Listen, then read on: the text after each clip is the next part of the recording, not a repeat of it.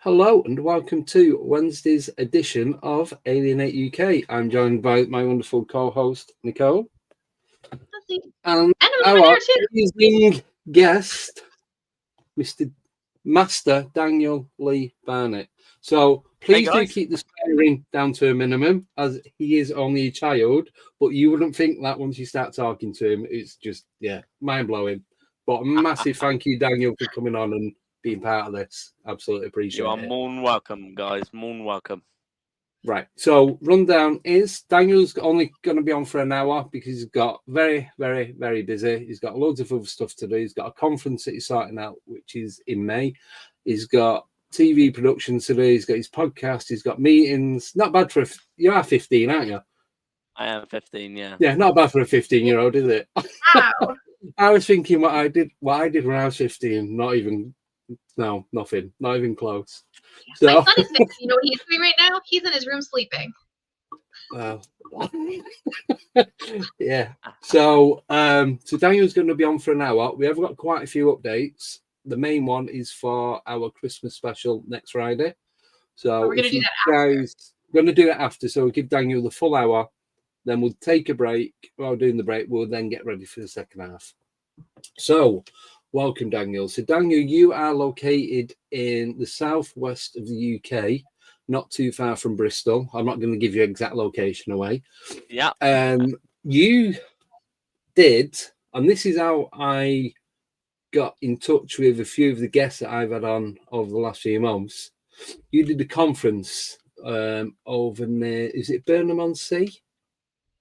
Yeah. Is that correct? And you had guys going over from America, like big names. You had Brian King Sharp, and then you had Paul Howard. I can't think of any other names. Nickname, she was there, she met you, and she's the one that put me in touch through you doing this, to me having the guests on, and just, it going the way that it's gone. So, as I said to you, I don't know how you do this. Not even got a clue. I don't know how I do this either. How did you get started with all this? Like, how did you decide that's what you wanted to do? So I think it's one of my favorite stories to tell because it's really odd. Now, so I was at my nanny and granddad's house, okay? Yeah. And I was going up to my office to grab a piece of paper. And I passed my granddad's room, and he was playing a TV show. And I'm like, oh, that's interesting. And all I heard the word were, oh, run. So I sat down next to him. I had my sister and my cousin in the room as well. And I was just watching this, and it was just amazing. And the program was just just incredible. Now, I had no idea what I was watching, and I had no idea what was on TV. Now, I was probably 12, 13 at the time, so I had no idea what was going on.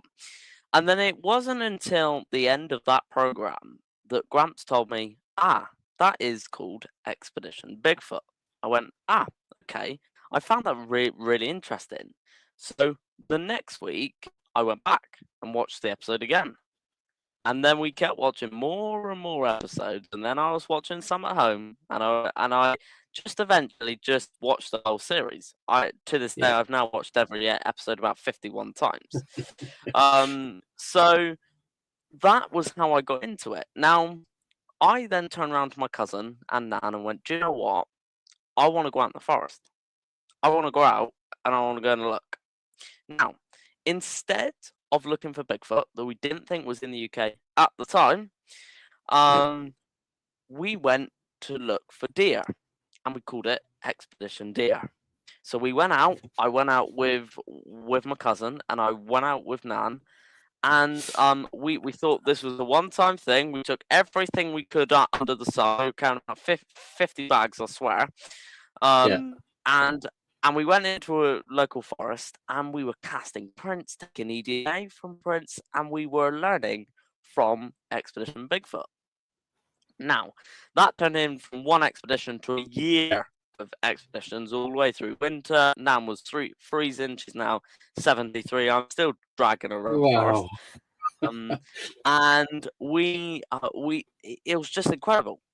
And it was like when we saw our first deer, and a lot of people went, oh, I see deer all the time. But we were actually researching deer and researching their habits, what they eat, and it was just an amazing year. Now, during that time, I started my podcast, and I started to gain information about Bigfoot. Yeah. Now, once that year came to an end, because there's only so many times that you can do the same things over and over and over again, we then went, do you know what? Let's go and look for something that is cryptic, that is cryptozoology. Yeah. So we decided to go looking for a local big cat. So we found a forest, and we found a stream running below it. And it's in the middle of fields, opposite to where we had our first kind of expedition.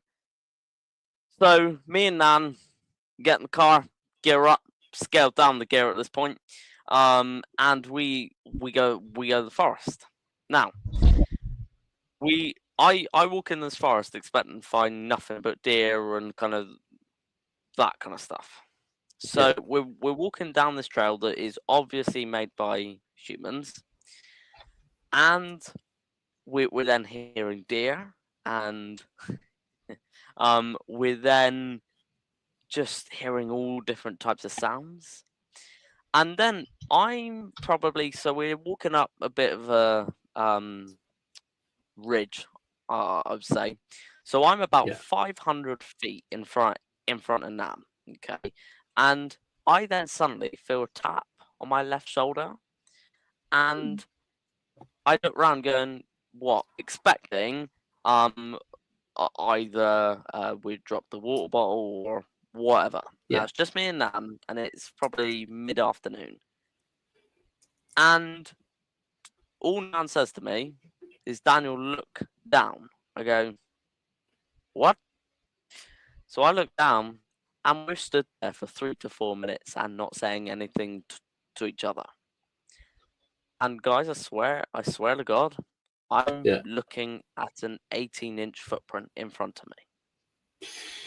Wow. And that is crazy. Now the fact people keep saying where you have Bigfoot in your minds, or I'm like, we're out looking for big cats. We don't even have Bigfoot remotely in our minds. And I'm looking down and just going, ooh, okay. Now, to this day, I haven't said that print is Bigfoot, and I won't say it is, because unless I see the creature make it. Now, learning from what I did from Expedition Deer and from Expedition Bigfoot, I took eDNA, and we casted the print. Yeah. I then started contacting every eDNA company under the sun. And one day, Dad and Mum were shopping in B&M, I think, and they got a ring, and Dad was like, "Hello," and it's an eDNA company saying, "We're replying with your son's email," and Dad's like, "Who the hell is this?" Yeah. So it kind of evolves from there, and we then actually send the eDNA off. Now it's 6 samples we sent, or 5 samples we sent off.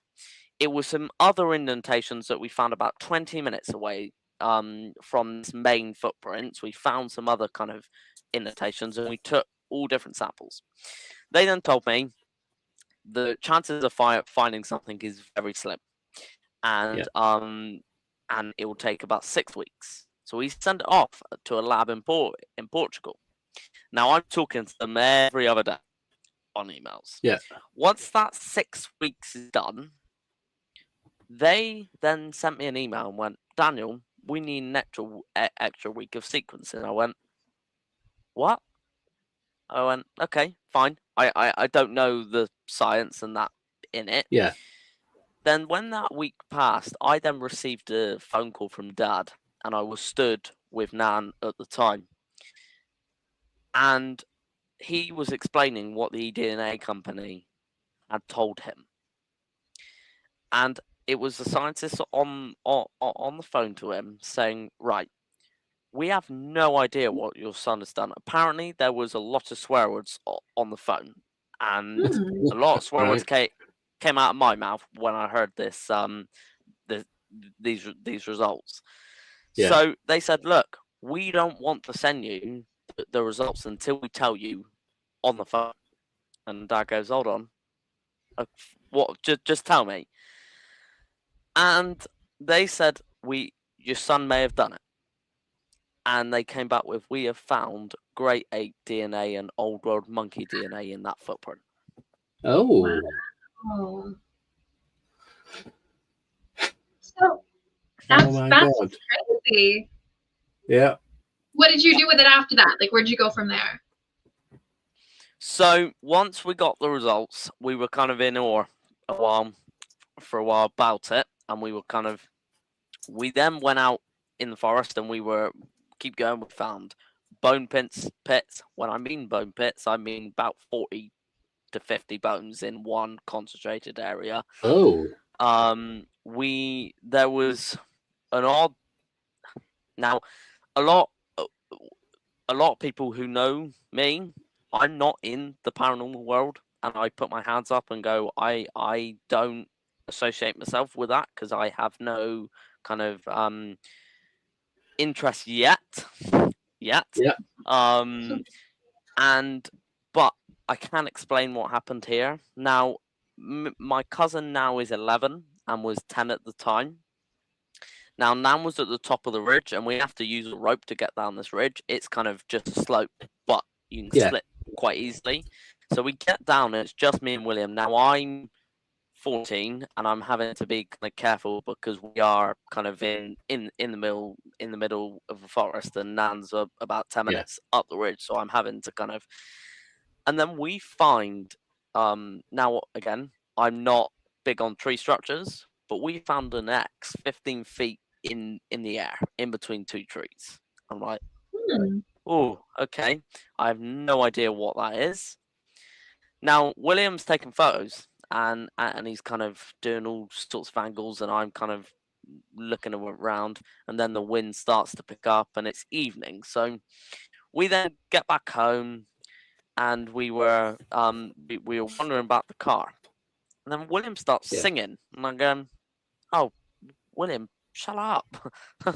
we're in the forest listening to birds, and he just come out of school, and I go, William, shush now, stop." And then he starts humming, and I go, "William, you okay, mate?" He's like, and he's just not answering me. Now he's getting further and further away and getting quicker, and I'm just saying, "Nan, what's going on? What's going on?" And he then we get home, And he says, I never want to go there again. I go, oh, okay, fine. So a couple days pass, and I have really bad headaches all the time, and it runs in my family. Yeah. But William never gets headaches. And we had the same headache for 2 days. Now, I'm open to coincidences, and I jotted that down as just that's weird.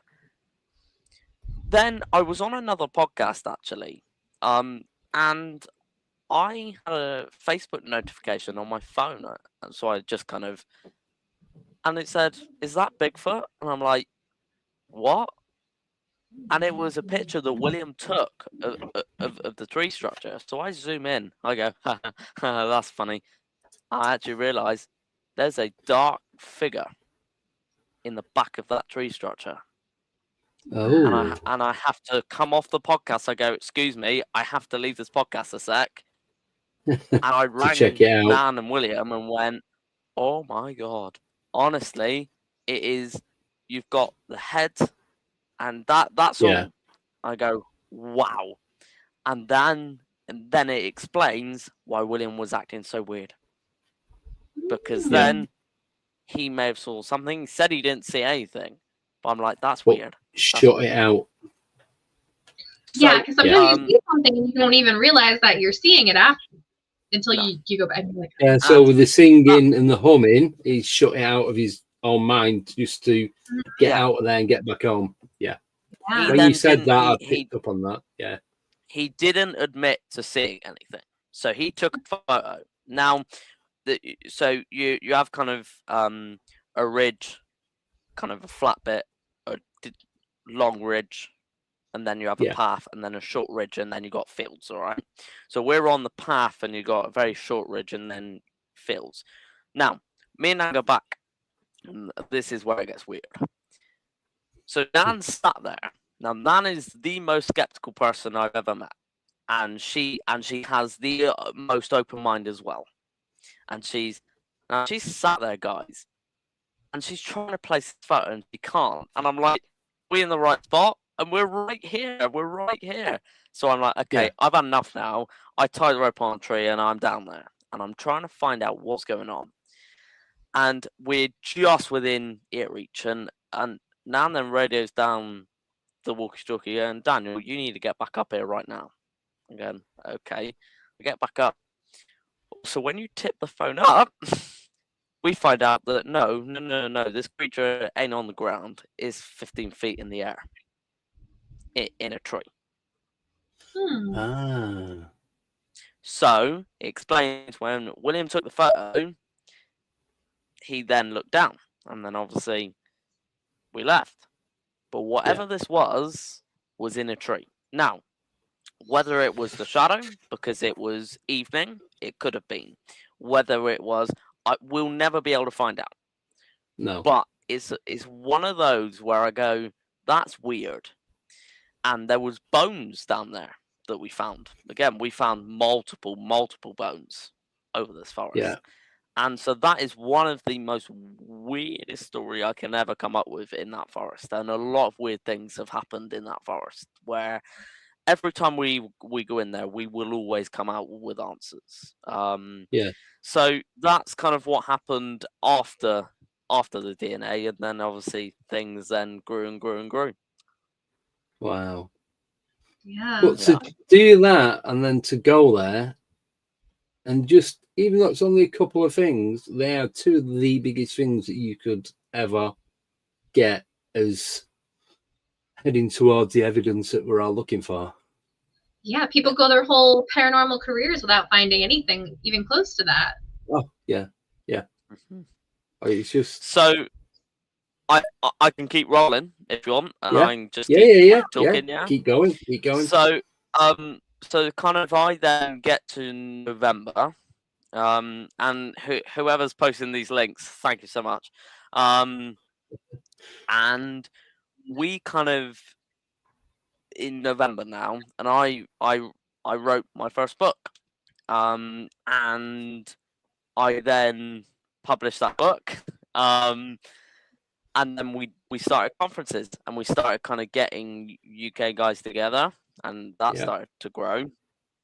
Then in January of this year, I got a phone call from a guy named Marty from Florida, or in America, who runs the Great Florida Bigfoot Conference. He runs a cruise, and he runs the Smoky Mountain Bigfoot Conference.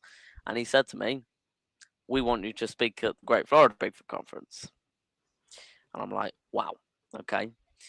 And that was incredible. That took place in June, and that was just incredible. I think there was about 3,000 to 5,000 people there, and it was just remarkable to speak in front of all those people. Now, also what happened in January is I got a phone call from a director and producer of a filming company, and that film company is local to where I am. And he or she said, "Daniel, we really want to make a documentary." I'm like, okay. Now, we then ran with that idea, and we brought over 3 researchers from Finding Bigfoot and Expedition Bigfoot. Yeah. So to go from watching Expedition Bigfoot to working with these guys in the UK is fantastic. Yeah, I can imagine. Yeah. So we worked with them for about a week and a half. We actually did a conference in April with them, and we did a Q&A. Very successful and very amazing. Now, one of my very, very dear friends now, Ryan RPG Golombesky from Finding Bigfoot and Expedition Bigfoot, we were down having the last meal together before they flew back. And I was stood with Monica, the director and producer. And Ryan went, "Wouldn't it be cool if we went to Seattle, Washington?" And that's exactly what we did. So me and Monica just looked at each other and went, "Let's do it." And at that point, it was a joke. Actually turned out that did happen. So in August, we flew to Seattle, Washington. I can't begin to say what happened there. I can't begin to say that. That was now all that we are allowed to say is we all went there believing, some not believing at all. My dad don't believe at all. The camera crew didn't believe at all. Monica didn't believe. Nan didn't. And we went, and we all have come back knowing. So that's where, as much as I can say, that was what happened, and we will never forget that. We talk every day as a team, and we will never forget what happened that night. And I think we ran up an 8,000-foot peak. And it's like people ask you that question of what would you do if you encounter a Bigfoot? And I never thought I would be able to answer that question, and I can now. And the answer I thought was going to be run away or stand still. Oh no, I ran towards it, which I never thought I would do. And say things are beginning to be leaked now online, so a lot of people are now starting to see things, and say the documentary should be out by the end of this year or beginning of January, hopefully, depending on how quickly it should come to the US first before the UK.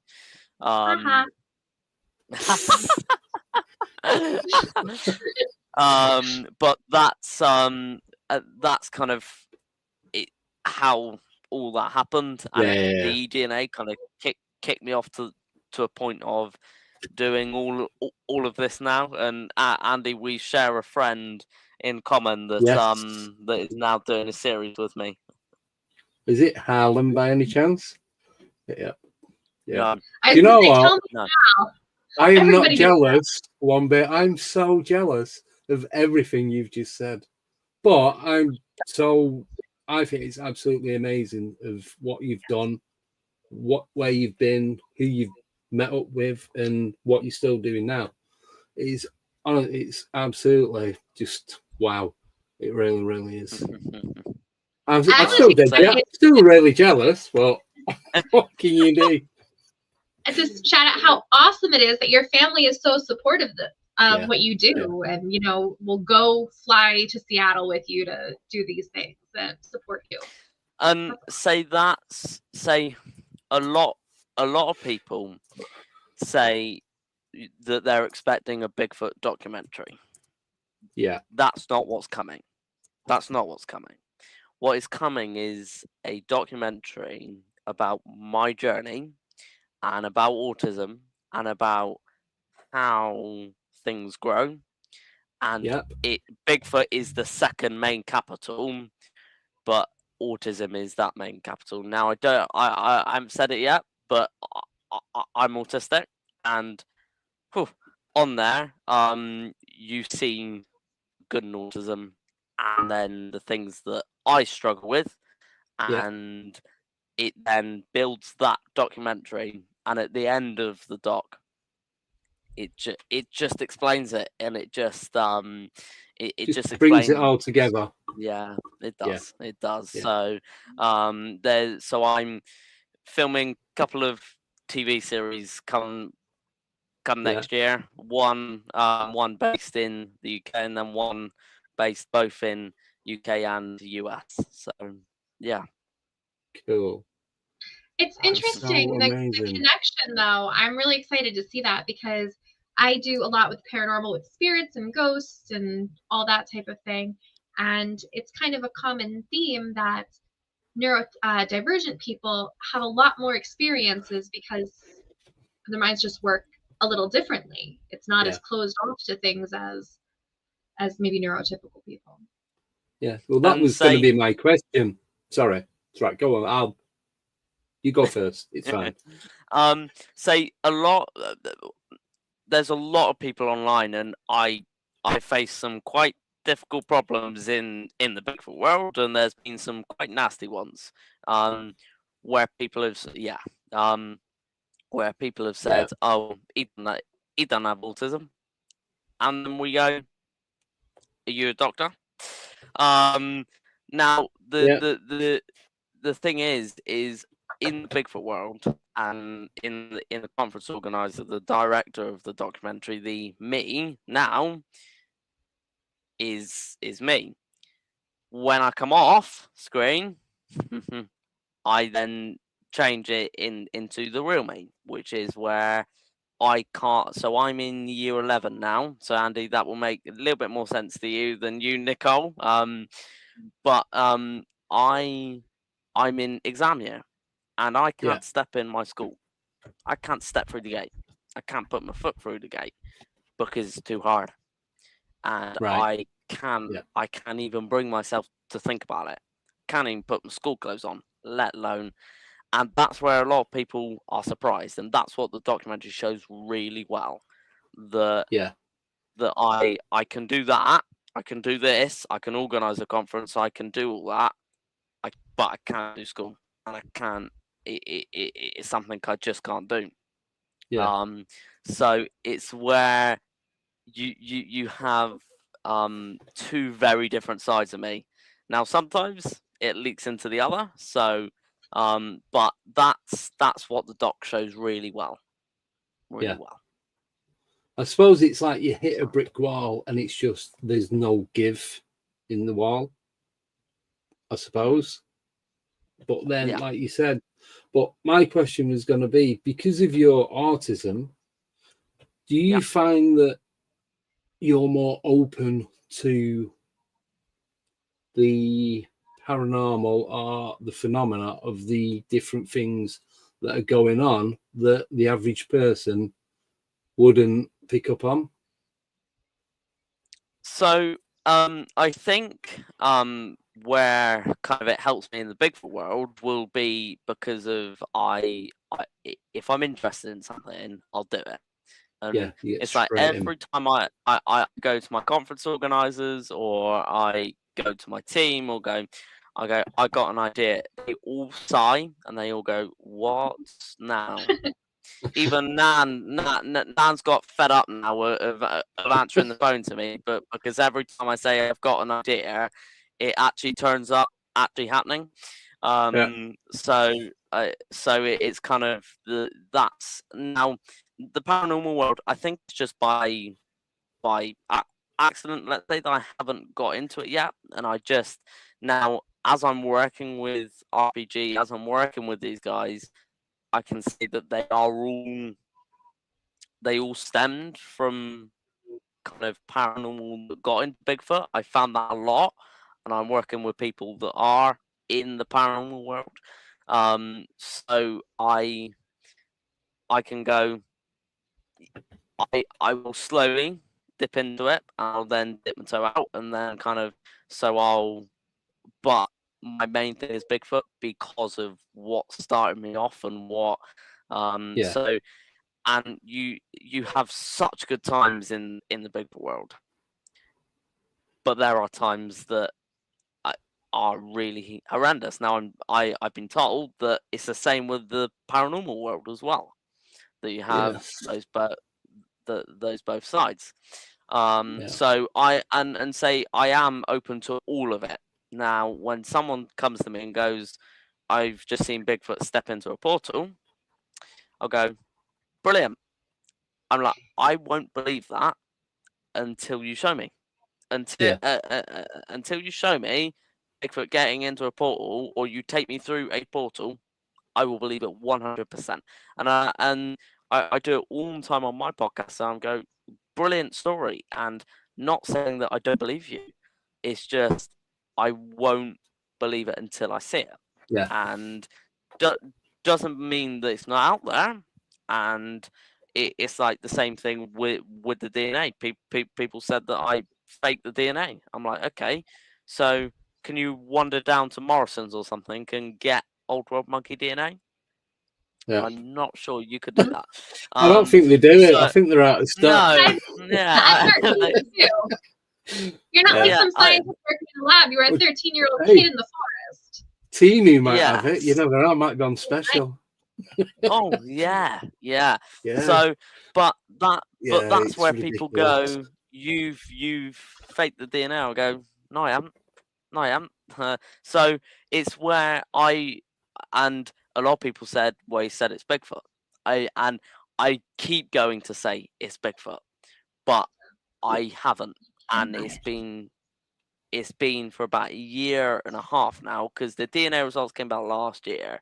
So I haven't said it to this day, and even me and Dan are like, don't say it, and that's where things kind of so it's really kind of No, I get that, because sorry, I was just going to say, because the stuff that I've encountered and seen, I can tell you what I've seen, but then I'm not going to say, and it was it was this, unless other than the ones that I know 100% were these actual things.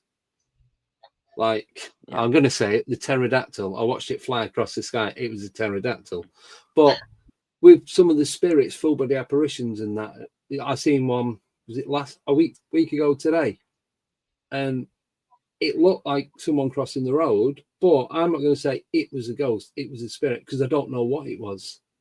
It was there. I looked, and they couldn't have gone anywhere. There's a fence, there's a bushes. Unless it went under or over the 7-foot gate, fence, whatever. I don't know, but I could tell you what it looked like, and that is it. But I won't say, same as you, I won't put a label on it and say it was 100% because I don't know. Yeah. And say that's where kind of, so there's a difference between knowing and thinking. So it's like what I saw in Seattle, I know was what it is, and we've been through every possible kind of thing that it could be, and I've been through every kind of possible answer, and I had 5 people around me, and I'm like, do you know what? It couldn't be anything else. And No. I'm not going to say what it is yet, because otherwise I'll completely break my NDA, and I'm one of the directors, and it will look really bad. Kind of that's where I know, and a lot of people go, well, you don't know. I'm like, but I do. And what was said there as well was, we don't care. I don't care what anyone says. Anyone says, No. I know what I saw, and I know Exactly. what was there. Yeah. And that was what every member of my team said was, we know what was there. And it's like, we're all kind of, and we all said that we are humbled to have that happen, and say there was different people in the team, and to get that team that was there on that moment was just the perfect team. And one of the sayings that the RPG uses is that everyone in the world will find their team, will find their tribe, he uses. And it took us a year to find the group, because with other people, and it wouldn't have happened the way that it did happen. And totally that's get that. where everyone up there went, do you know what? We don't care what anyone says online. We don't care, because we know, and we've stood here, and we stood here. And it's like grown men were crying on the floor. That's how much kind of things happened. And so so that was a magical experience, let's say. Yeah. So that's why I don't discount anybody's experience, because that happened to them. And debunkers can sit there and go through and, oh, well, maybe it was this, maybe it was this. But as Brian said the other day, were you there? No, so you can't say what happened. Yeah. But you were there. You know what happened. But everyone always tries to debunk their own sightings anyway. I do, and most of the people that I know do. You go through it over and over in your head. What could it have been? Could it have been this? Could it have been that? And I've done it on things that I've seen 2-3 years ago, and I'm still no nearer to any of it. So I know what I can. Like I said, I know what I've seen. I can tell you what I've seen. That's all you can get. That's all you can have. Yeah. So do you want me to dive into the conference? Because that'll take 4 days for me to explain. Yeah, we got 20 minutes if we're doing an hour. So good luck. So going all the way back to kind of when I first started conferences, we were doing it for children, and we still are, but we did a specifically children Bigfoot event. It's the first time that we've ever kind of done one.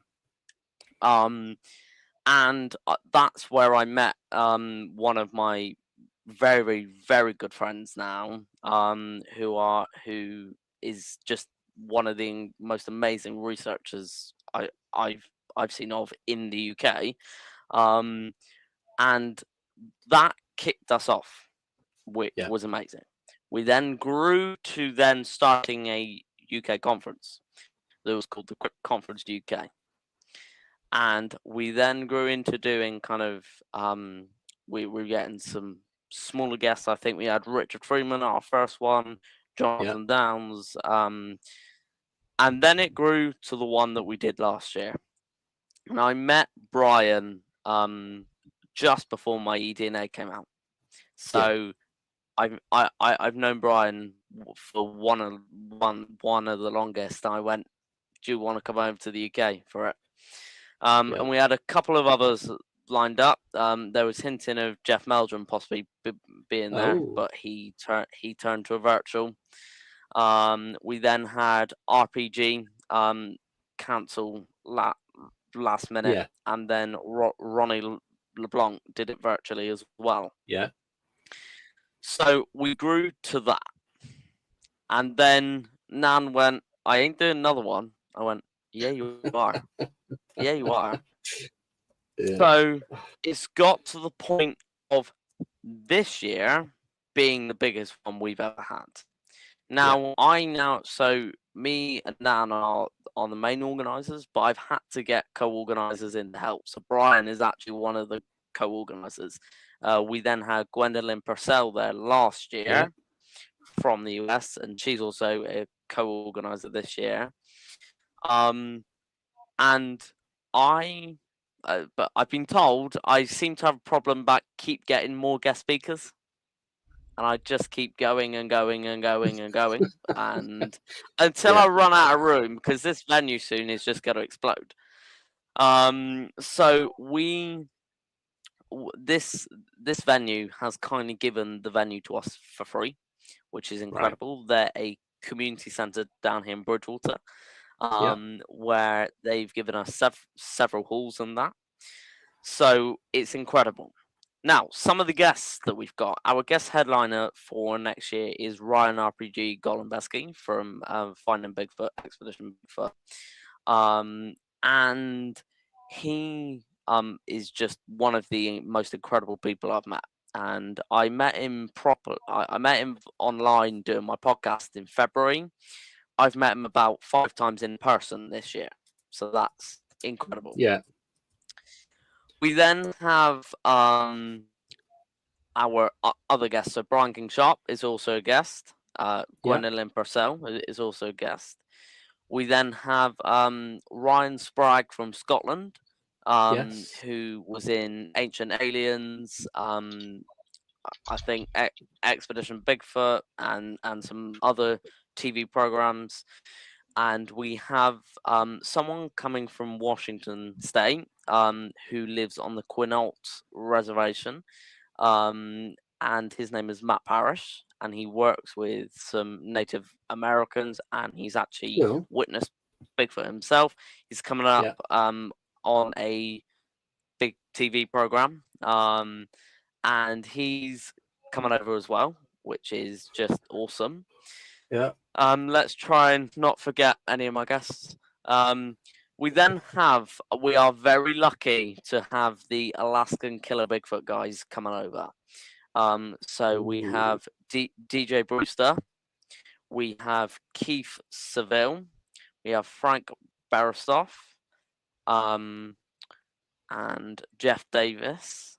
And then I am yet to announce one more who will be joining us as well next year. So we'll have 5 cast members in total, who will all be present at the event. Next year, I think I only have 2 virtuals over a 3-day event, which is just remarkable, considering that we've got all these guests. And then we have Ronald Murphy, who works with Small Town Monsters, who will be coming over to speak. We then have a UK paranormal and Bigfoot researcher, Vivian Powell, who runs a podcast network, and who will be kind of taking the UK crown, let's say, and will be kind of holding the UK in the conference.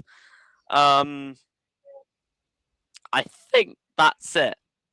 Oh, we also have a exclusive VIP guest, which is he's also based up in Scotland, Andy McGrath, who will be down at the conference. And then I think that's it. That's it. I think I apologize to anyone who for now. I have I think 2 more guest announcements to make over the next couple of weeks or so. And then we should be done by Christmas. And then we're then going to begin kind of other announcements. So we're having so inside the venue is the Bigfoot event. And then outside we're going to have vendors and all sorts of different things for people to have a look at. So for anyone who's interested at coming to the conference, Andy, so we have several different ticket types. Now, I've had quite a few messages because there are a lot on there. So our admission tickets, we have our general admission ticket that will get you in on our main event, which is Saturday, the 31st of May, from 10 a.m. until 6 p.m. And then we have our early entry ticket that will get you in an hour earlier, so get you in at 9, and that will get you in for the Saturday.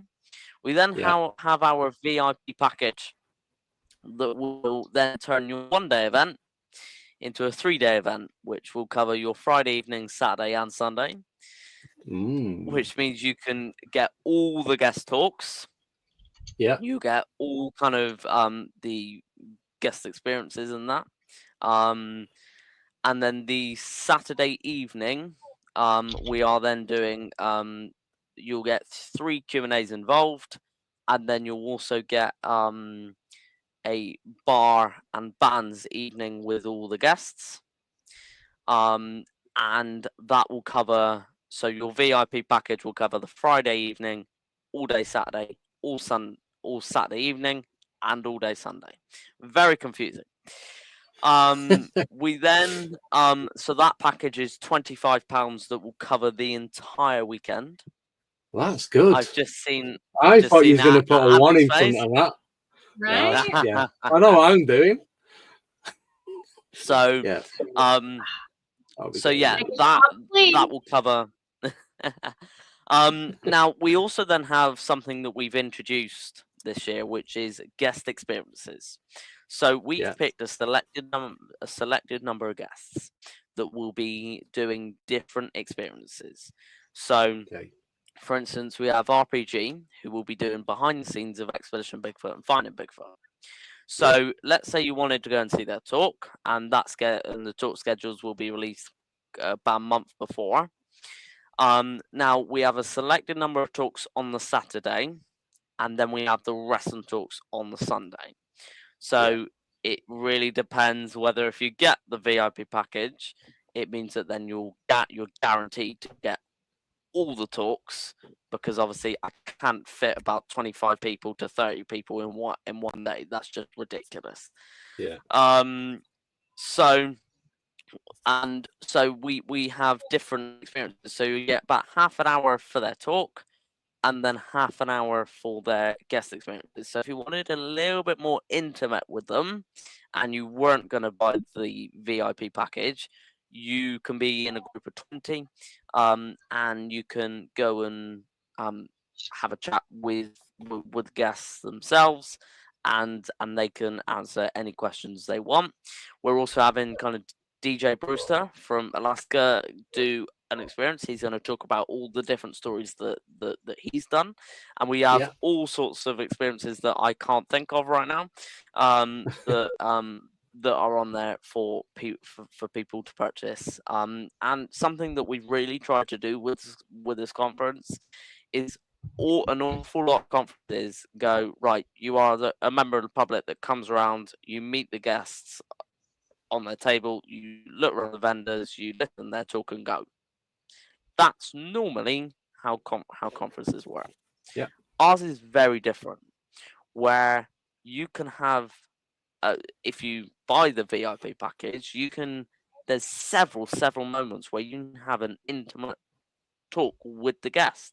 So let's say you wanted to meet DJ Brewster and actually talk to him, you will have several different moments to talk to him. So they'll be at their table. They'll be, all the guests will be there on the Saturday evening, so a more relaxed feel with bands playing and that, and you can go up and talk to the guests.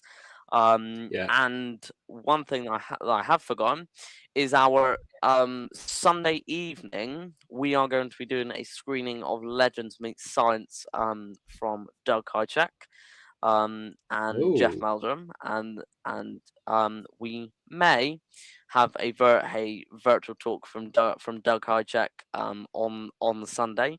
So if anyone is looking to actually talk to Doug, he can't be here, but he will be speaking virtually. And we also have Lowell Blackburn speaking virtually as well on the Sunday.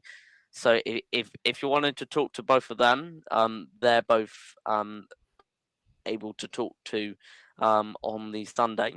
So if you wanted to talk to any of the guests, really, they will be there the entire weekend.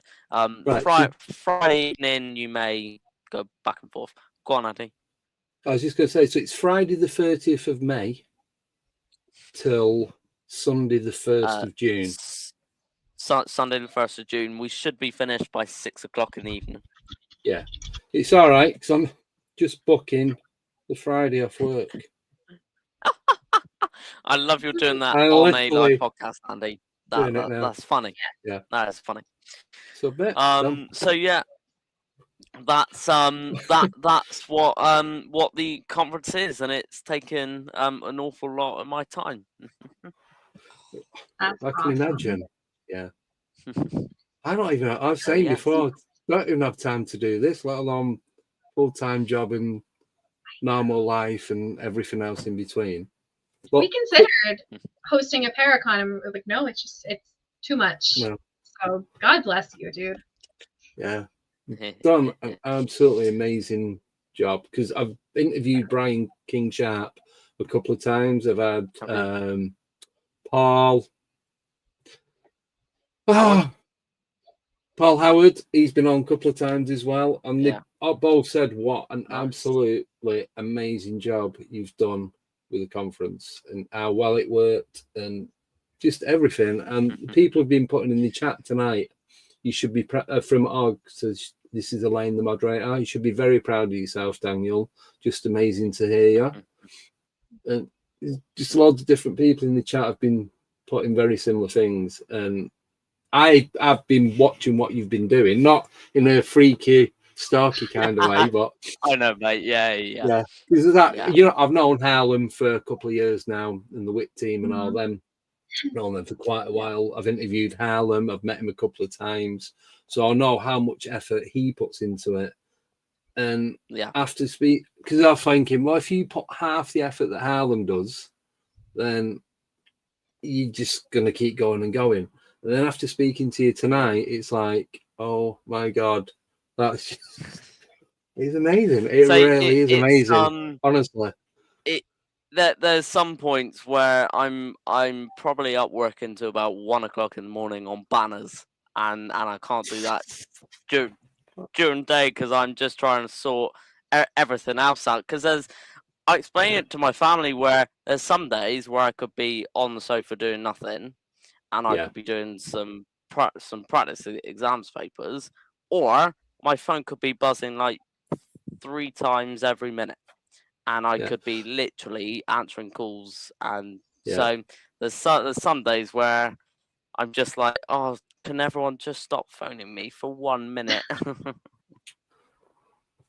Yeah, I get it. Find that busy, but sometimes busy's too busy.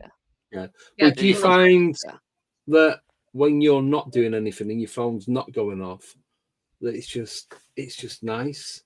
It's like the calm before the storm, because you know it's all going to kick off again, and it's like straight back into Never say the word quiet. No. Never say the word quiet. No. Paused. Everything's paused for a while. Because that's always a mistake. Let's say I'm always on the phone to Nan, and I'm like just trying to sort out floor plans, and then I use the word quiet, and every time I do, it all kicks off. Next time you come back, you got to bring Nan with you. Yes, I will. Don't we need worry, to meet I will. the legend that is your Nan. Right, I'm just picturing like a little old lady rappelling up a ridge. Yeah, with all the ropes and the army and everything else. She does quite well to kind of keep up, because obviously she's the one that comes around with meetings with me, and say she's the one that does most of the groundwork with me, and we do like floor plans. The amount of times that we've measured balls and measured fields because we need to do something, and Nan's like, it's raining, I want to go home, and I'm like, we ain't going home until we've measured the field. So and then even kind of going around the forest and kind of we just have so much fun out there. And say she then co-hosts my podcast with me, so I have about 4 co-hosts. So if anyone does watch my podcast, Jill Roberts is on there for half the time with me. And say we just have fun doing it. Yes, there are their problems, and yes, we have the issues. And say, but we kind of try and get through them by just blocking all those problems out, and then just pretended that they've gone away. Yeah, I did have 4 co-hosts, but they're all rubbish, so they've all gone off one's doing panto, one's working. There's only Nicole that shows up. Yeah, I actually spoke to Tommy today, so it's all good. Yeah, so it's good to have that variety, to mix it up a bit, get everybody's perspectives. Yeah, and get different opinions and theories on everything, because there might be stuff that you spoke about that I don't know, and Nicole does, and vice versa. So, but nicknames just put in the chat, because I was going to suggest this when Nicole said about getting your nan on. Get Howland on as well if you want. Yeah. So that's I'm sure he'd be up for it. So to kind of let everyone know in America, because I do kind of do a lot of stuff in the US. So Andy, you could kind of shush for a minute. I will be in the US a lot next year. I will be doing 3 conferences, and I'll be headlining the completely forgotten name. I think it's the Pennsylvania conference that I will be at with Ronnie LeBlanc Sharp. Yes, which is why I said, and I'll meet Andy. I'll get to hug Andy in May. So if you wanted to come on to that, and then there's a good chance that I'll be over in November of next year, and I'll be down in Florida, and then I'm then possibly coming over to Tennessee as well next year, and say yes. So if you wanted to meet me, there's your chances. Yeah, I am in New York, so I'm just like a hop, skip, and a jump from Pennsylvania. I'm going to come to that one. But do you know what's funny? Yeah. I'm going to Pennsylvania in June, and we're going to Florida in July. No, you're both in July, right? Me? Yeah. No, July's St. Petersburg, isn't it? In Tampa. And the week after is Gettysburg. Week after is Gettysburg. But then I'm supposed to be going to Massachusetts-ish, maybe sometime between now and May. And then there's another one that I can't really talk about. Oh. So, yeah. All the secrets today. It's just, it's I'll crazy. Actually be flying in. I'll be flying into New York next year. Oh. We're flying into New York, and then we're then driving to Pennsylvania, because me and love New York. I've never been, and I would love to. It's not bad. So if you want to go on any no, I went while you're here, let me know. I'll take you out ghost hunting. We'll do. No, I went to New York. Amazing. Yeah, about 5 years ago. And I'll keep going on about it. But it's cheaper to fly to JFK than it is to like the surrounding areas. Yeah. Yeah. I'm talking like £800 cheaper. That's just your flight. So you are right on that, Andy. It is definitely worth the drive. that it's something that me and Dad love doing in the US. Say I go to the US quite often, not for kind of Bigfoot related stuff, but we spend a lot of time in Florida. Me and my family love Orlando, and I'm 15, and I think the next time I go will be the 20th time I've been. Wow. All right. To Disney? Definitely Universal? Universal. Me and Dad are Universal. And then girls are Disney. So yeah. Very good. Amazing. Yeah, not bad, is it? Making Andy jealous over here. Yes, but I've been to New York, so it's all right. And I've been to Salem. I've been to Connecticut. So I've been on all the good places. So it was good. I did 10 days.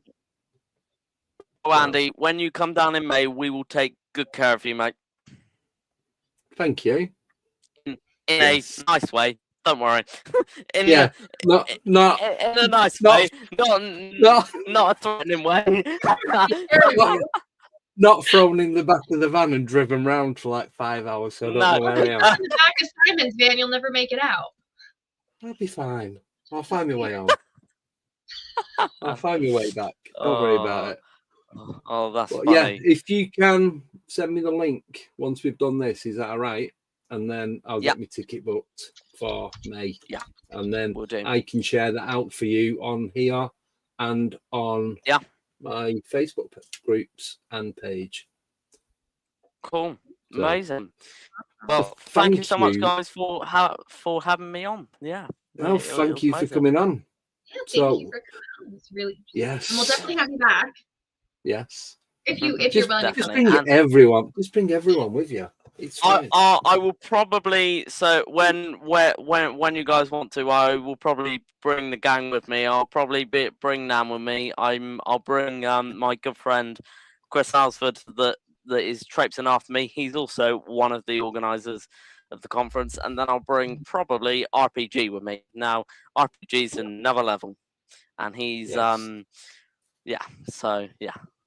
Amazing. I was actually watching Expedition Bigfoot the other night, and RPG was on. It's like, it's what I get. Really? So, yeah. Oh, he's wonderful, and to be on kind of researching with him and to kind of say I talk to him, no joke, 6 times a day. Wow. When I said to Andy, I need 2 minutes, I was on the phone to Ryan before I jumped on air. So I was literally just finishing a call with him and say he's incredible, and say so is Ronnie as well. It was just amazing to kind of hang out with him, and many more to that. Yeah.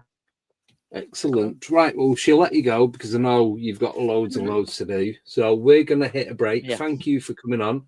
I'll keep in touch with you and we'll sort something out for you coming on next time. Definitely. And I will see you in May, if not before. And I will see you, when is it, August? Pennsylvania? Yes. Yeah. August 9th. Yeah. I will get Andy to put me and you in contact, and I'll send you a link and that. Yeah, I'll get everything set up for us.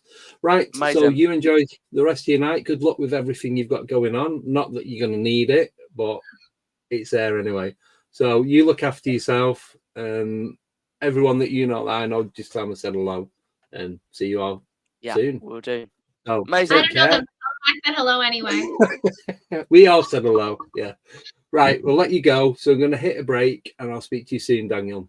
Thanks a lot. Amazing. Take care, mate. Thanks, see you soon. Bye-bye. Thanks, bye. Right, so as Daniel goes, we're going to hit a break, and then we're going to come back with some updates. 2 minutes 20. Yeah. So see you then.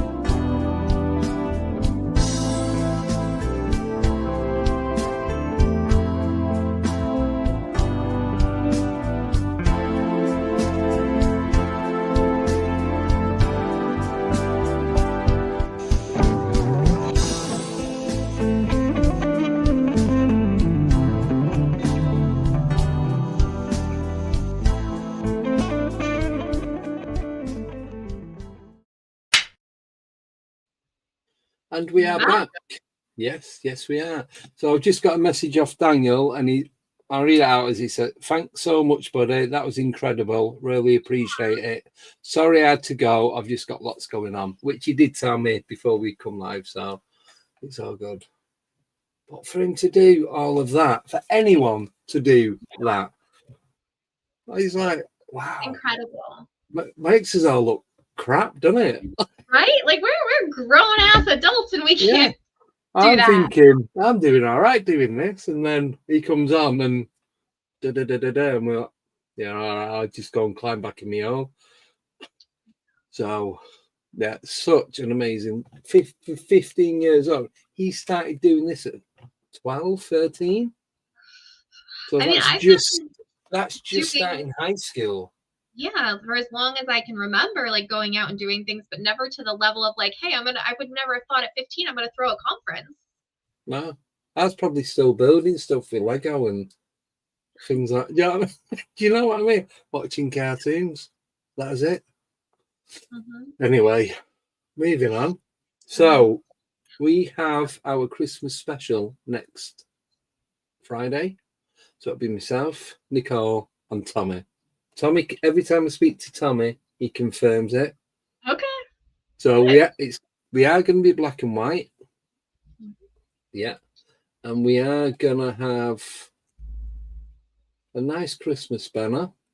There we go. And Eddie's going to sing Christmas carols. And fits perfect. And for those that, I don't know if you've noticed, I've added me and you into the, I sent you this earlier, didn't I? Into the backdrop. Yeah, you sent it to me as a message. The UK.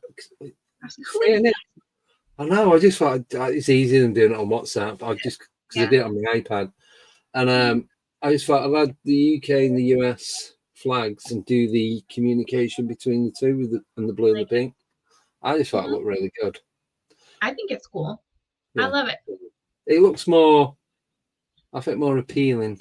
Don't you think? A little bit. I don't know. Maybe not. People like faces. That's what they told us. Yes. On the 24-hour. People like faces. Yeah, that's what I keep getting told. So you have to like ours, whether you like it or not. The irony. Right. So, and Simon helped. Yes, he did. Oh, thanks, Simon. Good job. Yeah. So we're going to put this banner up. Daryl likes it. Thank you, Daryl. So why not join in our Christmas? This is so funny. Why not join in the Christmas spirit and hand draw your very own Christmas Krampus? So you got to do a hand drawn. You do it with your foot, your nose, your left hand, your whatever, anything you want. Take a photo of it. Huh? If you do it with your foot, it's foot. You just got to draw it. You've got to draw it yourself. It can't be AI. It can't be something you've taken off Google. It's got to be a real drawing. So you take a photo of it and you can send it to me either via email to Andy@Alienate UK or if you, on Messenger from friends of you on Facebook or message or WhatsApp. They will all be shown next week, but you have to put your name and your age on it. And there is, I can't say this without laughing, right? There is a reason behind it. Yeah. Yeah. You don't have to put your surname, just your first name.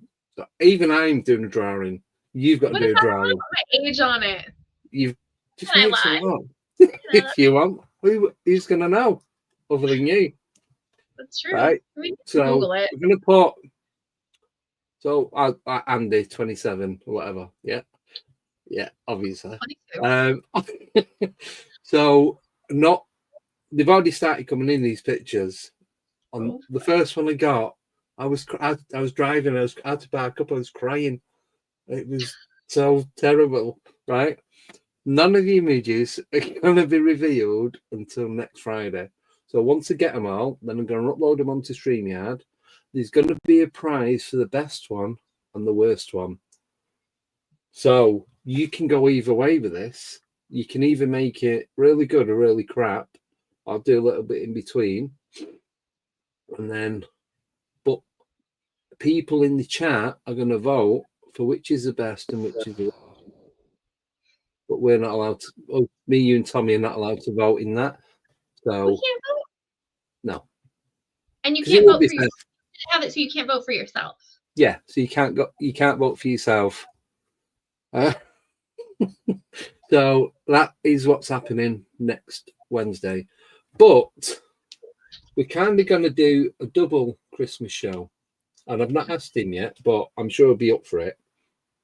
Excuse me. So we've got Wild Bill coming on next Wednesday. Hopefully, if he's watching or listening, we're going to do delve into a Christmassy type thing with it. Because obviously that's going to be Christmas week. So this wasn't my idea, by the way. Was it, nickname? There you go. So yeah, so we're going to do that. Also, we have guests. Sorry, go on. You should make a little flyer and post it on the Facebook group too, so that everybody can participate. Yes, so this is done. So even people that are not on YouTube, no AI, nothing like that. It's got to be your own drawing. Pen and paper. Who do we draw? Yeah, draw Krampus, crumpets, whatever you want. Draw some crumpets. We'll bring the teeth.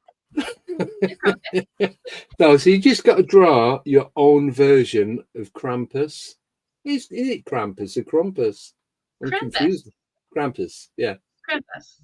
Yeah, so you draw your own version of Krampus and then take a photo of it. Yeah. And then I'll have to find a pen and paper. And then send it to me. I'll get them. I'll stick them all in a folder on the computer, and then we're all that'll be part of next week's show. So that's that. Oh, so that's the first one. The second one, we have a list of guests that are coming on up until the end of February and then going into March. So for those who don't know, for this Friday, thank you to Nicole, we've got Nick Trapani. He's a Australian comedian, and he owns a bar. But he owns a bar, doesn't he? And he believes his bar's haunted.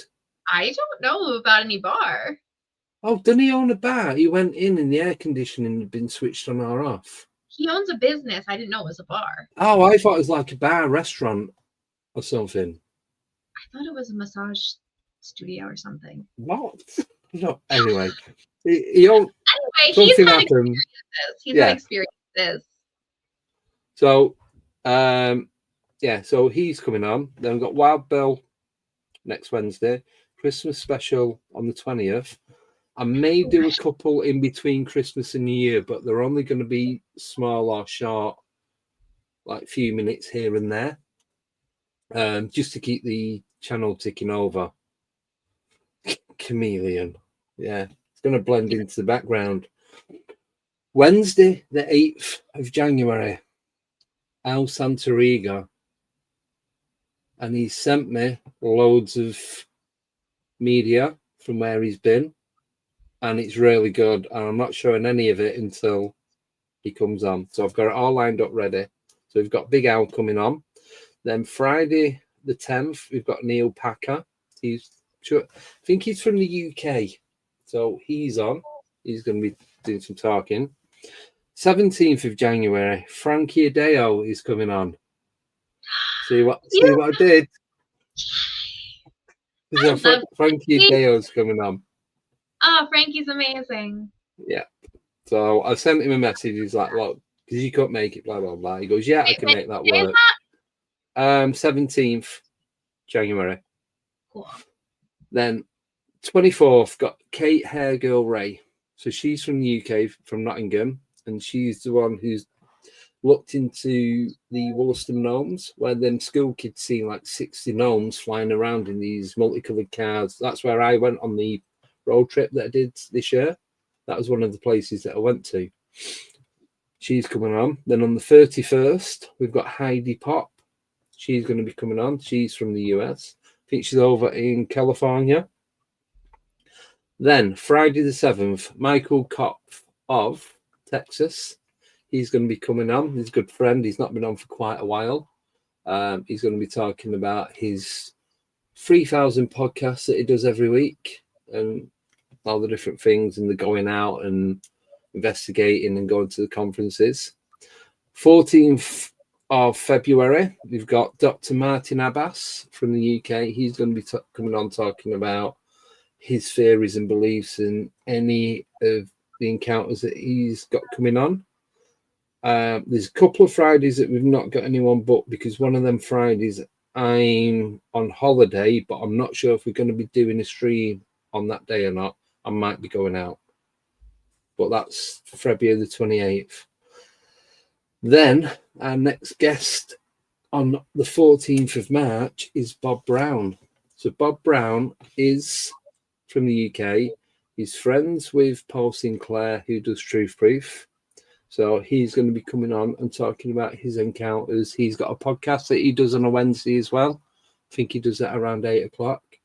I cannot remember the name of his show. Sorry, Bob. But yeah, so I've been trying to get him on for a while, but he didn't read his messages last time and it was too late, so it just didn't happen. So yeah, so that's who we've got so far. There are some other names that I'm waiting to hear back from. They're just waiting to confirm if they can do them dates or not. A couple of the names of the people were some that Daniel mentioned. So I've messaged them. They've got back to me, and I'm just waiting for them to confirm if they can or cannot do that date, and then arrange it for a date that they can do. So, and that's pretty much it. And also, so I was supposed to be going to Cannock. Unfortunately, I'm not going to be able. The person that's doing the filming has been called into work, so they cannot go, and that's the main person that's going to film it. So instead, this Saturday, me and Tim are going to an old RAF airbase down the road from me, where you can go in the bunkers, where there's been soldiers. There's a bomber that crashed there. You can hear kids' voices have been picked up on EVPs. There's all sorts of stuff going on there. Yeah, so I'm going there on Saturday. He's picking me up and then we're off. So I'll go there for a couple. No? What? Private chat. Answer is no. Oh. Why can you not make it? Oh. No. I know it. Yes. I got you. Yeah. Yeah. Why did I not get that? Yeah. But yeah, so that is what's going on. So next Friday, it's going to be in black and white. I'll come out of the black and white because it's only our cameras that are going to be black and white. Because I didn't want, if people are sending the pictures in, don't want them being in black and white if they've put colour to them. But they can be overlaid, so it won't matter. So yeah, it's all good. So please do send your pictures in. You can email me at andy@alienate.uk. You can message me, WhatsApp, Messenger, whatever, just whatever way you can send it. Carrier pigeon, postcard. You could stalk him and just hand it to him. Yeah, just paper plane through the window or something. I don't know, whatever. So yeah, and I'm going to be doing mine as well. And we are going to be talking. No. All right. And we are going to be talking about ghost stories, like haunted. I don't know why I keep saying ghost stories. Christmas encounters. So we need to get a few, only like 2 or 3 stories each for me and Tommy, and then we've got a lot. Yes, Christmas spirit, and not that sort of Christmas spirit. So we have got a lot coming up in 2025. With me going out investigating, I was going to do it on the other channel. Kind of reverting back, I'm going to do it on this channel, but there's not going to be any live investigations. Everything's going to be pre-recorded. all edited, put together, and then put out. Yeah, because I'm not going to be doing that many next year. Where I was doing like one every week the first year I started doing this, to it's like one every month or every other month during the summer. It's probably only going to be like 5 or 6 in total next year, because a lot of it's going to be getting recorded for TV. So it's going to be going out on there. So there's only so much that I can do, unfortunately. Unless someone decides they want to sponsor me, and then I'll do 20 podcasts a day if you want. So until then, I just have to keep going, won't I? But yeah, so that's it. And we've got a poll this week today. So it's like, what topics would you like to hear more of? Well, aliens and UFOs, Bigfoot cryptids, ghosts and spirits, conspiracy theories. So 45 for UFOs, 24 for Bigfoot, 14 for ghosts, and 17 conspiracy theories. But I did notice Gerald and a couple of other people said that they put in there they'd like to hear all of them, flower arrangements. I do that if you want. All of them. Oh, I've got a story about flowers if you want to hear it. Yes. Did Sarah steal the flowers out of a graveyard? No. These are like dancing flowers. It was reported. So this is back in the 70s in Manchester. There's a block of flats. They got knocked down to everything to be rebuilt. And they had people going in investigating it. And what had happened, I was only like 6, 7 at the time. It was my brother's mate. Either they used to live in the flat or they knew someone that lived in these flats. And what had happened was people would go in and these flowers, they'd put music on, they'd have music on the radio, and the flowers would start dancing. And people were like, even then I was like, well, could it be a window that was open or a door and the breeze coming through and making a move? I was like, these are flowers in plant pots with soil. They're not going anywhere, even unless it's a hurricane, they're not moving, are they? But they're like, no, he said that they had people going in and checking it all, and these flowers would still dance about to certain types of music. And then there's other stuff that went on there, I can't remember, so I'm not just going to make some up. I'm sure it was like they used to hear voices and that, or see apparitions going through walls and all that kind of stuff. But they ended up knocking it all down and rebuilding on it anyway. But it was reported in the local paper. I'll have to try and find it. I know it was around about 1978, 77, 78. I'll see if I can find it. If I can, I'll put it up on here. So Tommy said he was going to drink his Bud Light, and I was like, you may as well drink water if you're going to come on and drink Bud Light. So now he goes, I'm going to have my cheap cider. He goes, I only need 1 bottle of that and I'm done. I'm like, great. So, yeah, that's it. Still got this sitting here.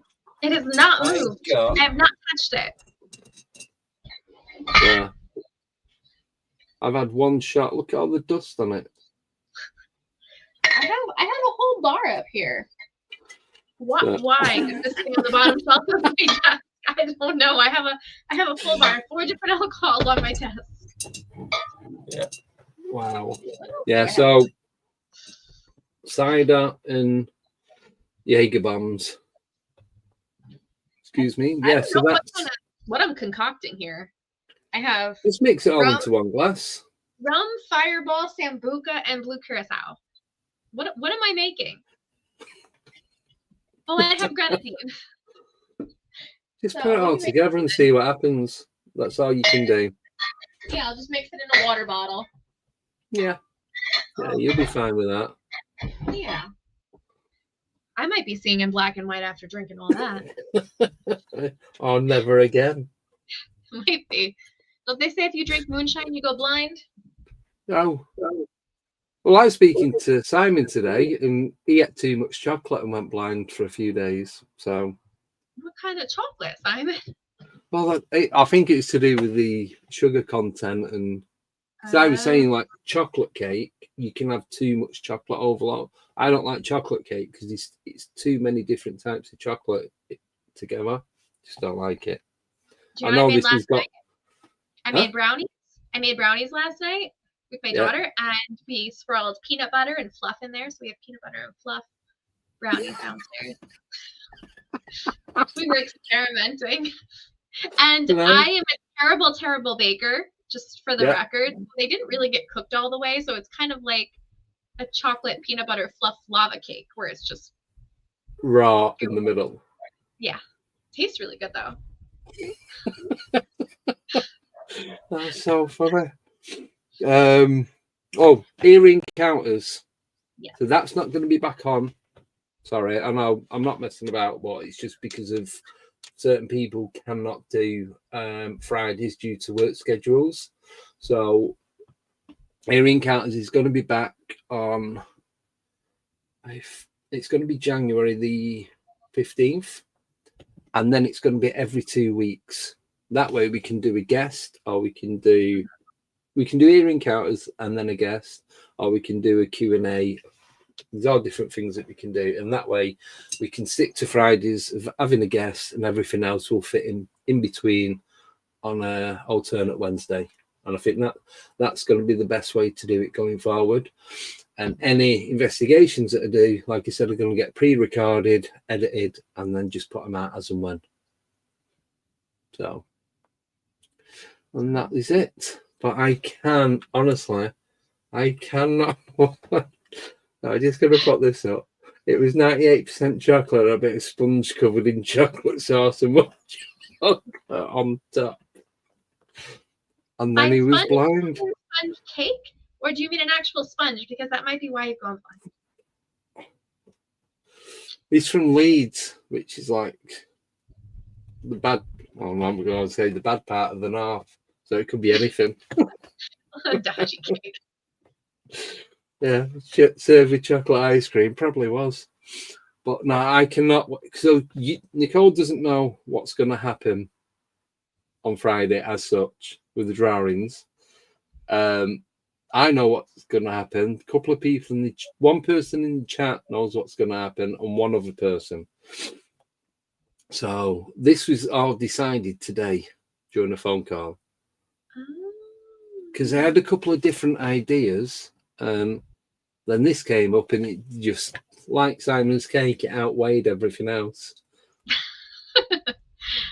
Oh my God. It was just talking, and it's like, oh, why don't I do the and then we're both just laughing, and it's like, yeah, we can do that. It's really funny to listen to you try to explain something without giving too much away. I know. It's so hard for you. You just want to say it. I do. It's going to be lit. But lit like a Christmas tree. Yes. Or a sponge cake covered in brandy. Yeah. There you go. Flambe. But it was more of a joke at first when we're having the conversation about it, and then it's like, but it will actually work. All I'm going to say is, if anyone gets easily offended, tough. That's all you're getting. Okay. Yeah. All right. So, yeah. Be prepared, is all I'm going to say. I am prepared. We're roasting Krampuses? Yeah. Wear your tinfoil hat as well. All right. I was going to wear a Santa hat, but I might change that for a tinfoil Santa hat. I wonder if I can make a tinfoil Santa hat. I can. I have to buy one bit, but then I can make the rest. I know what I'm going to do. Tinfoil Santa hats. There you go. Sorted. So that is it. I know we're on an hour and a half, but I've nothing else to cover. I've covered it in like 20 minutes. So do you have anything? Do you have any investigations that you're going to be going out to? Or we went on one on Saturday. We were at a magic shop. Yes, because weren't you all dressed in like 1700s? It was Victorian themed. So we were dressed in Victorian costumes. And we had some really good interactions with a spirit who was a military member. And one of the guests was actually, he's a military reenactor, and he knows like the regiments and the battles and everything. So we're sitting there with dowsing rods, and he's like, were you in this regiment? No. Were you in this regiment? Yes. I'm like, I couldn't even make it up because I have no idea what any of these things are. No, I wouldn't even know like what to lie about and make the rods cross. But did you find that the rods work better than pretty much anything else?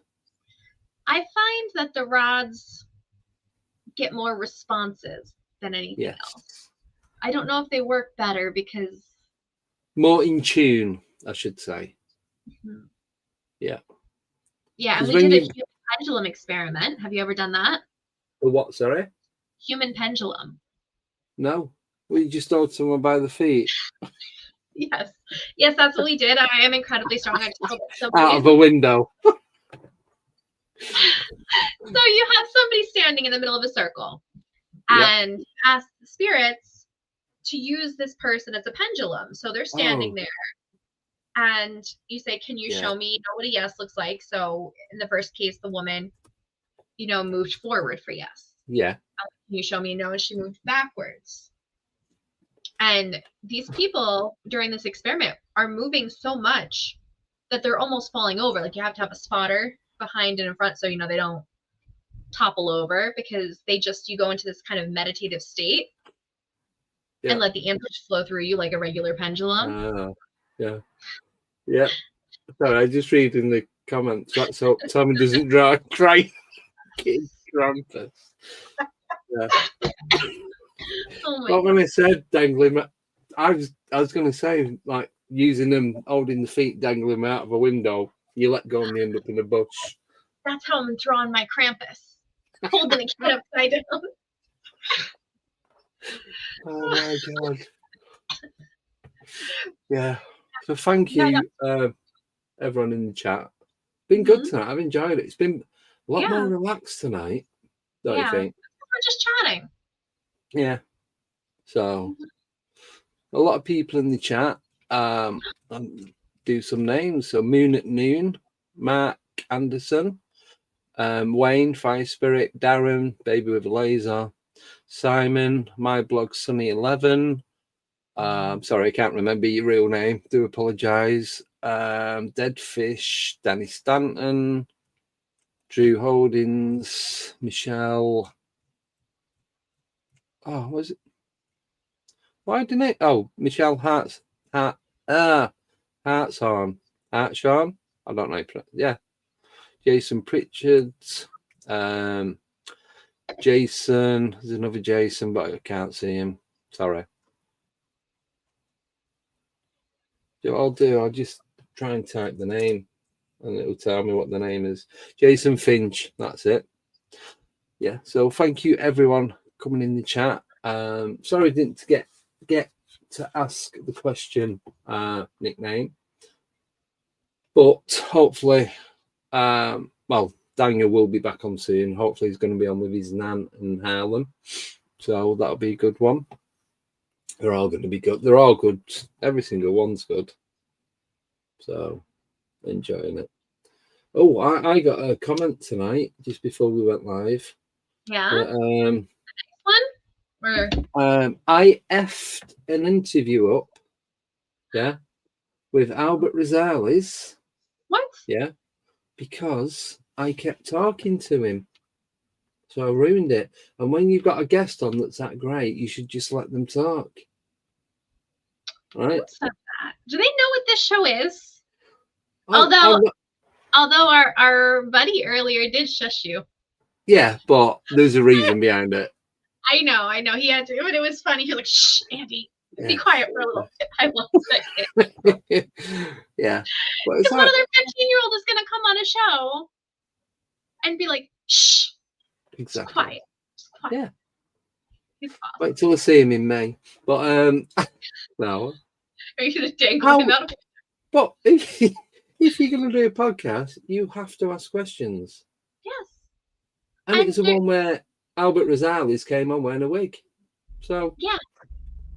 But also, like, do they know what this show is? The show is not your typical interview, like rapid fire question answer. Like, this is a conversation. Boring. It's yes. I hate shows like that. I've been a guest on podcasts like that. And I'm like, that was no way.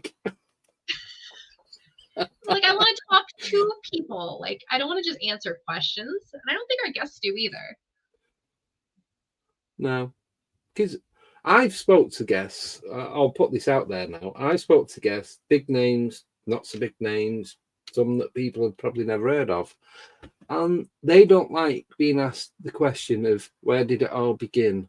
What's your scariest encounter? What do you think a dogman is? Yeah. Because it's that's what was it like doing the TV show? Because they're the questions that they get asked all the time, wherever they go, whether it's an interview, on the street, wherever. And you just got to let them talk and think of the questions while they're talking and pick up from what's being said. Exactly. That's why I said might have a couple of things wrote down at the beginning and then I'll write stuff as we're going, but that's it. And I don't want to ask them boring questions because if it was me, I wouldn't want to be asked them questions. I'd just make some up. If you've seen one interview with someone and they're all asking the same questions, you don't need to watch another interview. Yeah, you may as well just watch one of them instead of interviewing them. Exactly. Like, it's better to have a normal conversation, like you were sitting down, having a drink, hanging out. Exactly that. Yeah. And and even when you do that in real life, you still talk over each other. So it happens because you don't know when the next person's going to speak, and if you've got something to say, you want to say it before you forget what you're going to say. So I don't do it to be rude. I don't know if you do. I don't do it to be rude or anything like that. But, damn American. And that's why when you see I write something down quick, it's because I need to write it down because I will forget what I'm going to say. But I don't want to keep interrupting because, like, when you got to say something, so I'll stop and notice you do the same. It's just how it works because we're not all in the same room, so it's a lot more difficult. But that's how conversation works. And you say something like you say, "Oh, I saw a pterodactyl," and you're talking about your experience, and then our guest tells us their opinion on it. They're not going to tell their opinion on a pterodactyl on any other show because nobody's thinking to ask them about that. Exactly. It's a conversation. That. Yes. Yeah. And people don't get it. It's not ask a question, you answer. Ask another question, you answer. Because after the second question, I'm turning it off and going watching something else. Yep. Yeah. So. I mean, I like that we always try to get to all of the, the viewers' questions and everything. Yeah. But other than that, we just let it flow. You can't always do it because when the guest likes to talk without stopping, there are certain ones, George Mitrovic. It's hard to get the questions in because you feel rude stopping a mid-sentence. And also, it's really interesting what they're saying. Exactly. That's the kind of people you have on when you don't want to do work today. You're just like, all right, we're going to have this guest and we're just going to sit there like this the whole time. Like, sit and wait. Yeah. Listening to all this stuff. It's so interesting. But then when we do that, when we've got the questions, I'm having to bring the question back and then remember what the question was related to if we've moved on to another subject. Mm-hmm. Yeah, try doing that as well as everything else. Oh, it gets easier. The more you do it, the easier it gets. So but I just love doing this. Yeah, and I love the format. It's still a hobby. Yeah. Mm-hmm. Yep. So it's good. So on that note, I've got nothing else to add to that. So if you want to criticize me, do it in crayon and put it straight in the bin because I'm not interested. Do it in crayon on your Krampus drawing. No. And then we'll have to show it. No. I'll throw them in the bin. Oh, no. Everybody make a Krampus saying Andy stinks or something. What? Make a little speech bubble. Says Ruth. Watch this now. Are you ready? I have the power. You can also say Nicole stinks, like. Yeah. Well, I wasn't going to be that rude though, but it's good. I was going to say, are you going to do Andy Bingo on Christmas? I could do Andy Bingo. Yes. A short Andy Bingo because you have to get a lot of things in 2 hours. Yeah. The 24-hour, I had what, 12 things, 15 things? Yeah, and I think there was 3. There's only 3 that I didn't do, so it was good. Now that I know what it is and how it works.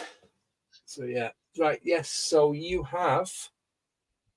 So these pictures need to be in no later than 12 noon UK time next Friday, and that will be 7 a.m.